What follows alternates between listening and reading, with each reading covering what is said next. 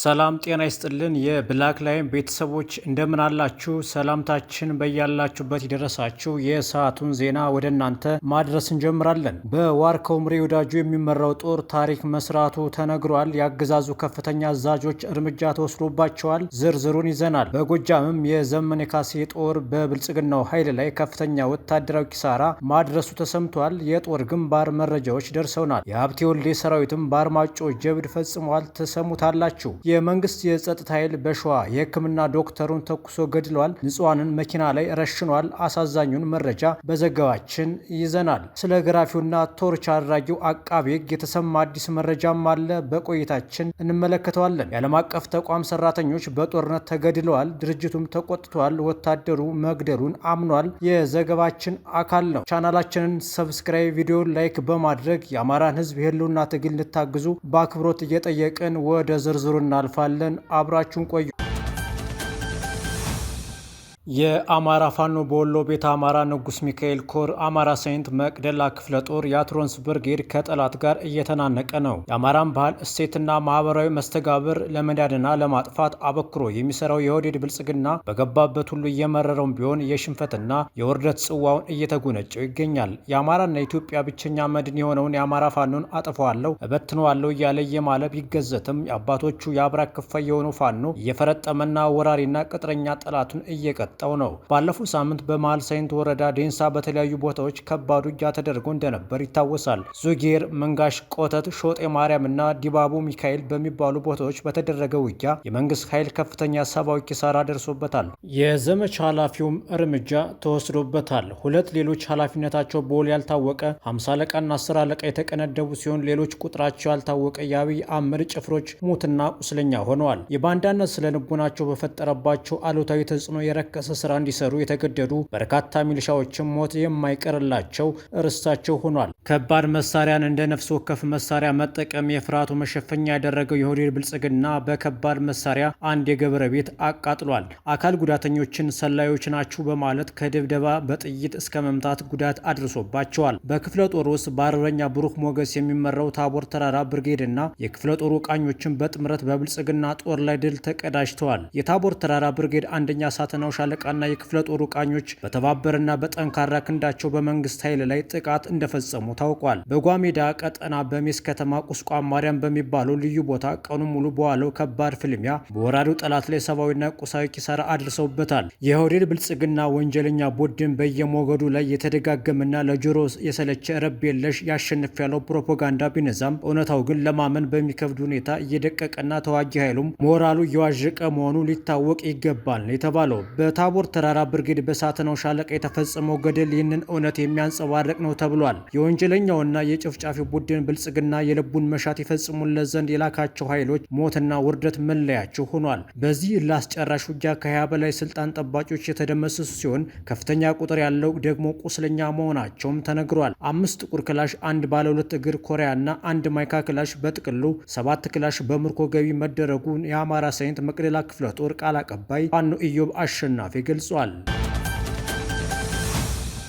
የአማራ ፋኖ በጎጃም የ8ኛ በላይ ዘለቀ ክፍለ ጦር ዛምበራ ብርጌድ፣ አባኮስር ብርጌድ እና ሽፈራው ገርባው ብርጌድ አስደናቂ ጀብዱ መፈጸማቸው ተሰምቷል። ብርጌዶቹ በዛሬው ዕለት ቀኑ ሙሉ ውጊያ ሲያደርጉ ውለዋል። የአገዛዙ ኃይል ዛምበራ ብርጌድን አፍናለሁ በማለት ከተለያዩ ቦታዎች ያለ የሌለ ኃይሉን አሟጦ በአራት አቅጣጫ ወደ ዛምበራ ብርጌድ የሄደ ቢሆንም ጀግኖቹ የዛምበራ ብርጌድ ፋኖች ቢኤም እና ዞያ 3 ይዞ የመጣውን የአገዛዙን ኃይል እንዳመጣጡ ተቀብለው የሞት ጽዋ አግተውታል የተባለው ዛምበራ ብርጌድ ባደረገው አውደ ውጊያ ከ35 በላይ የጠላትን ኃይል እስከ ወዲያኛው ሲሸኙ በርካታ ቁጥር ያላቸው ደግሞ ቁስለኛ ሆነዋል። ከአገዛዙ ጎን ተለጥፎ ማህበረሰቡን ሲያሰቃይ የነበረ ጌቴ ሞገስ የተባለ ባንዳ ሚኒሻ እስከ ወዲያኛው ተሸኝቷል። በደጀን ወረዳ ቆቆሃ ተብሎ በሚጠራው ቦታ በ4 ኦራል እንዲሁም 2 ኤፍኤስአር ወጥቶ የነበረው ጠላት በጀግኖቹ ተመቶ የተመለሰ ሲሆን በሌላ በኩል በ3 አቅጣጫ የነበረው ጠላት አስከሬኑን ተሸክሞ ፈርጥጧል። በዚህ የተበሳጨውና በአማራ ጥላቻ የታወረው የአገዛዙ ጦር ባለው ጤናው የተባለ የአእምሮ ታማሚ በቡክች ቀበሌ በግፍ ረሽኗል። በተጨማሪም ቤት ለቤት በመዞር የማህበረሰቡን ሙሉ የቤት ዕቃ አውድሟል፣ ዘርፏል። የአማራ ፋኖ በጎጃም 8ኛ በላይ ዘለቀ ክፍለ ጦር አባ ኮስትር ብርጌድ ደግሞ በእነማይ ወረዳ የትመን ከተማ ማዘጋጃ ቤት በቦምብ ጥቃት አድርሷል። በየትመን ከተማ በየሰፈሩ የነበረው የአገዛዙ ኃይል በቦምብ ጥቃቱ እግሬ አውጪኝ ብሎ ወደ ካምፕ ምሽጉ ጉድጓድ ገብቷል የተባለው አባ ኮስትር ብርጌድ ስር ኢየሱስ ቀበሌ ጠጃ ጤል ጎጥ ላይ የአገዛዙን ኃይል ደፍጦ በመጠበቅ 6 የአገዛዙ ኃይል ሞቷል፣ 4 የጠላት ኃይል ደግሞ ቁስለኛ ሆኗል የተባለው የአማራ ፋኖ በጎጃም 8ኛ በላይ ዘለቀ ክፍለ ጦር የተንዛዛ ድግስ ያወጣውን መመሪያ የጣሱ 2 ግለሰቦችንም በእነማይ ወረዳ የትመን ከተማ አባ ኮስትር ብርጌድ ጠላት ያለበት ቀጠና ውስጥ በመግባት በቁጥጥር ስር አውሏል። ከቢቸና ከተማ አገዛዙን በመግዳት ደግሞ አንድ ሚሊሻ አብራራው በመያዝ አባ ኮስትር ብርጌድን ተቀላቅሏል። ላለፉት 3 ቀናት የአገዛዙ ኃይል በርካታ እግረኛና ከባድ መሳሪያዎችን በመያዝ በሸበል በረንታ ወረዳ ገዳያሱ ቀበሌ፣ ቁጥቋጥ ቀበሌ የገባ ቢሆንም አንድም የፋኖ ኃይል ላይ ጉዳት ማድረስ ያልቻለ ሲሆን ንጹሐንን መረሸን፣ ዱቄት፣ በርበሬ መዝረፍ ዋነኛ ተግባሩ ሆኗል። የአገዛዙ ኃይል 5 ሞተር ሳይክሎችንም ዘርፎ ወስዷል። የአማራ ፋኖ አንድነት በጎንደር በሻለቃ አንተነህ ድረስ የሚመራው አርበኞች ክፍለ ጦር በአርማጮ በ3 ግንባር ማለትም ደረቅ፣ አንቦ፣ ጨልጊ፣ እያጉቦ በተባሉ ቀበሌዎች ትናንት ለ7 ሰዓት የፈጀ ውጊያ በማድረግ ድል አስመዝግቧል። በዚህ 100 ጥምር ጦር አባላት እርምጃ ተወስዶባቸዋል። 35 አባላት ደግሞ ቁስለኛ ሆነዋል። 22ቱ አባላት ከነመሳሪያቸው ተማርከዋል። የድሽቃና የክላሽ ሙሉ ተተኳሽ በመማረክ በጠላት ላይ ከፍተኛ ኪሳራ ያደረሰበት ሲሆን ይህን ኃይል ለማትረፍ ጠላት ከዱ ያለውን ኃይል በማንቀሳቀስ በደዊ በኩል ወደ ደረቅ አምቡ ለማስገባት ቢሞክርም በተናዳፊ አርማጮ ነብሮች ሌላኛው የአማራ ፋኖ አንድነት በጎንደር ጎቤ ክፍለ ጦር አናብስት በደፈጣ ቀምሶ ሙትና ቁስለኛውን ይዞ በመፈርጠጥ ያሰበው ሳይሳካለት ኃይሉን አስደምስሷል ሲል የአርበኞች ክፍለ ጦር ህዝብ ግንኙነት ኃላፊ አርበኛ ባንዲራው ግርማይ ገልጿል።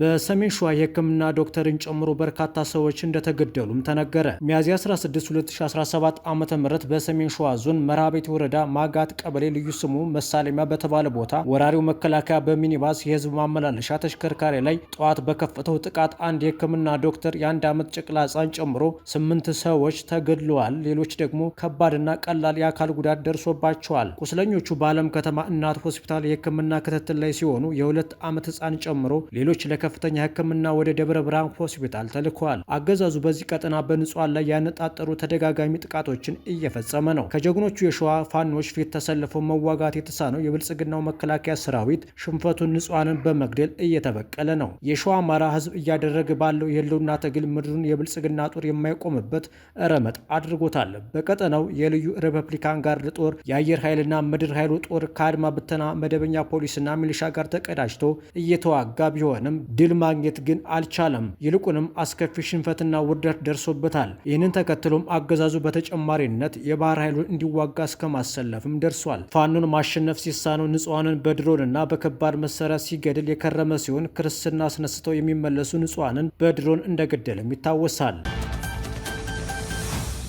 ተከሳሹ ወጣት በአቃቤ ሕጉ በደረሰበት ድብደባ የጀርባ አጥንቱ መሰበሩን ገልጾ ወደ ማረሚያ ቤት እንዲላክ ተማጸነ። ታሪኩ ተፈራ የተባለ የ24 ዓመት ወጣት በአዲስ አበባ ከተማ ከግብረ አበሮቹ ጋር በመሆን የሽብር ወንጀል ሊፈጽም ሲል በቁጥጥር ስር ውሏል የሚል ክስ የተመሰረተበት ነው። ይሁን እንጂ ተጠርጣሪው በዛሬው ዕለት የፌዴራል ከፍተኛ ፍርድ ቤት ልደታ የሽብር ወንጀል ችሎት ቀርቦ ለፍርድ ቤቱ እንዳስረዳው ለምርመራ በሚል ፖሊስ ለአቃቤ ሕግ አሳልፎ በመስጠት ከ4 ወራት በላይ ናትናኤል ስንታየው በተባለ የፌዴራል አቃቤ ሕግ ቢሮ ውስጥ ተዘግቶብኝ ኢሰብአዊ ድርጊት ሲፈጸምብኝ ነው የቆየው ሲል ለችሎቱ አስረድቷል። ታሪኩ አክሎም አሰቃቂ ድርጊት ሲፈጸምብኝ የነበረው እዚህ በግራ በኩል የቆመው አቃቢ ናትናኤል ስንታየው ነው። በድብደባ ብዛት የጀርባ አጥንቴ ተሰብሯል። እንደምትመለከቱኝ ሰው ካልደገፈ መቆም አልችልም። ሽንቴን እንኳን መቆጣጠር አቅቶኝ ሰውነቴ ተበላሽቷል። እባካችሁ ከእገታ አስለቅቁኝ። ምርመራው አልቆ ክስ መስርቶብኛል። ከዚህ በኋላ ለምንድን ነው በቢሮ ውስጥ የሚያስቀምጠኝ? ዛሬውኑ ወደ ማረሚያ ቤት ላኩኝና ከሰው ጋር ልቀላቀል ሲልም ተናግሯል። ችሎቱ በበኩሉ ግብረ አበሮቹ ናቸው ተብለው የተጠረጠሩ ክስ ተመስርቶባቸው ቂሊንጦ የእስረኞች ማቆያ ሲወርዱ ለምን ታሪኩ ተፈራን ነጥለው እንዳስቀሩትና ሌሎች ተከሳሾች ከ4 ጊዜ በላይ በዚህ ችሎት ሲቀርቡ ለምን እሱን አላቀረባችሁትም የሚል ጥያቄ ያነሳ ቢሆንም የጀርባ አጥንቱ ስለተጎዳ ሕክምና ለመውሰድ ነው ያቆየ ነው ሲሉ አቃቤ ሕጉ አቶ ናትናኤል ስንታየው መመለሳቸው የመሰረት ሚዲያ ምንጮች ጠቁመዋል። ፍርድ ቤቱም ታሪኩ ተፈራ ወደ ቂሊንጦ የእስረኞች ማቆያ እንዲሄድ እና አስፈላጊውን ሕክምና እንዲያገኝ ሲል ለማረሚያ ቤቱ ትዕዛዝ አስተላልፏል። ከወር በፊት በሽብር በሽብር ወንጀል ተጠርጥሮ በቂሊንጦ ማረሚያ ቤት ለ10 ወራት ያህል በእስር ላይ የቆየው ሚካኤል መላክ የተባለው ተከሳሽ የከፍተኛው ፍርድ ቤት በ300 ሺህ ብር እንዲፈታ ወስኖ እንደነበርና ከእስር ቤት በር ላይ ተመልሶ እንደታፈነም ይታወሳል። በር ላይ ጠብቀው በኃይል ወደ መኪናቸው ውስጥ አስገቡት ሲሉ የገለጹ አንድ የቅርብ ቤተሰብ ነን ያሉ የዓይን እማኝ አፍነው ከወሰዱት ሰዎች መሃል የተከሳሹን ክስ የያዘው ናትናኤል ስንታየው የተባለው አቃቢ ሕግ አብሮ ነበር ሲሉም ተናግረዋል። በተለያዩ የአዲስ አበባ ፖሊስ ጣቢያዎችና በፌዴራል ፖሊስ ኮሚሽን ማረፊያ ቤቶች ብንጠይቅም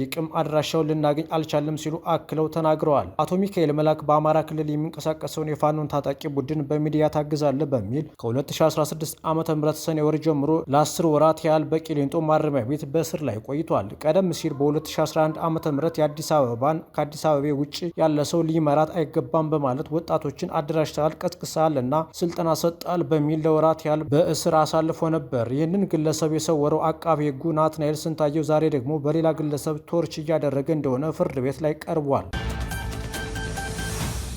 የእስራኤል መከላከያ የተባበሩት መንግስታት ድርጅት ሰራተኛን ከታንክ ላይ በተተኮሰ ጥይት መትቶ መግደሉን አመነ። የእስራኤል መከላከያ ባለፈው ወር በጋዛ ሰርጥ ውስጥ የሞተውን የመንግስታቱን ድርጅት ሰራተኛን አለመግደሉን ተናግሮ ነበር። መጋቢት 19 የእስራኤል ጦር በዲያር አልባላ በሚገኘው የተባበሩት መንግስታት ቅጥር ግቢ ላይ በፈጸመው ጥቃት አንድ የድርጅቱ ሰራተኛ መሞቱን ተከትሎ ጥቃቱን አለመፈጸሙን ገልጾ ነበር። ነገር ግን የእስራኤል መከላከያ ሚኒስቴር ባወጣው መግለጫ የመጀመሪያ ደረጃ የምርመራ ውጤቱ እንደሚያሳየው ቅጥር ግቢ ውስጥ በሚገኙ ህንፃዎች በስህተት ጠላት እንደሚገኝባቸው በመለየታቸው ወታደሮቹ የመንግስታቱ ድርጅት ሰራተኛን መግደላቸውን አምኗል። በመግለጫው ላይ አክሎም ህንፃው ላይ ጥቃት የተፈጸመው ጠላት መኖሩ አለመኖሩ ላይ ቅኝት ከተደረገ በኋላ ቢሆንም የተባበሩት መንግስታት ተቋም መሆኑ አልተለየም ነበርም ብሏል። የመጀመሪያ ደረጃ ምርመራ ውጤቱን ለተባበሩት መንግስታት ድርጅት ማጋራቱን የገለጸው የመከላከያ ሚኒስትሩ አጠቃላይ ሪፖርቱ ሲጠናቀቅ እንደሚያስረክብም አሳውቋል። አክሎም የእስራኤል መከላከያ ኃይል በተፈጸመው ነገር ማዘኑን እየገለጸ ወደፊት እንዲህ አይነት ክስተቶች እንዳይፈጠሩ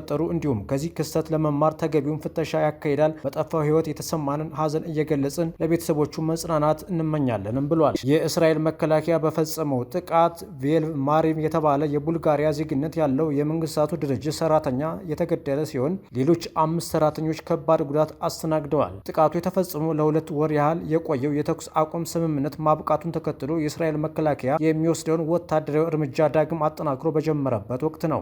በወቅቱ የተባበሩት መንግስታት ዋና ጸሐፊ አንቶኒዮ ጉታሬስ በክስተቱ ላይ ሙሉ ምርመራ እንዲደረግ ጥሪ አቅርበው ነበር። ቃል አቀባያቸውም የተባበሩት መንግስታት ድርጅት ቅጥር ግቢዎች በሙሉ በግጭቱ ተሳታፊ በሆኑ አካላትና ዓለም አቀፍ ሕግ መሰረት ለመከላከልና ላለማጥቃት በሚገዙ በሙሉ የሚታወቁ ናቸው ብለዋል። ጥቃቱ ከደረሰ በኋላ የተባበሩት መንግስታት ድርጅት ጽሕፈት ቤት ጥቃቱ በእንግዶች ማረፊያ ላይ መድረሱን ገልጾ ቤቱ ነጠል ያለ እንደሆነና ጥቃቱ ሆን ተብሎ የተፈጸመ መሆኑን እንደሚያምን ገልጾ ነበር። የእስራኤል መከላከያ ኃይል ጥቃቱ በደረሰበት ዕለት ከሚወጡት ዘገባዎች በተለየ የእስራኤል መከላከያ ኃይል በዲኤር አልባላ የሚገኘው የተባበሩት መንግስታት ቅጥር ግቢ ላይ ጥቃት አልፈጸመም። መገናኛ ብዙሃን ያልተጣሩ ዘገባዎችን ከመዘገብ እንዲቆጠቡ መከላከያ ሚኒስቴር ጥሪ ያቀርባል ብሎ ነበር። ቢቢሲ የተመለከታቸውና ያረጋገጣቸው ተንቀሳቃሽ ምስሎች የተጎዱ ሰዎችን የሚያሳዩ ሲሆን ሁለቱ የተባበሩት መንግስታት ድርጅት መለያ የሆነውን ሰማያዊ ጃኬት ለብሰው በድርጅቱ አምቡላንስ ሆስፒታል ሲደርሱ ያሳያል።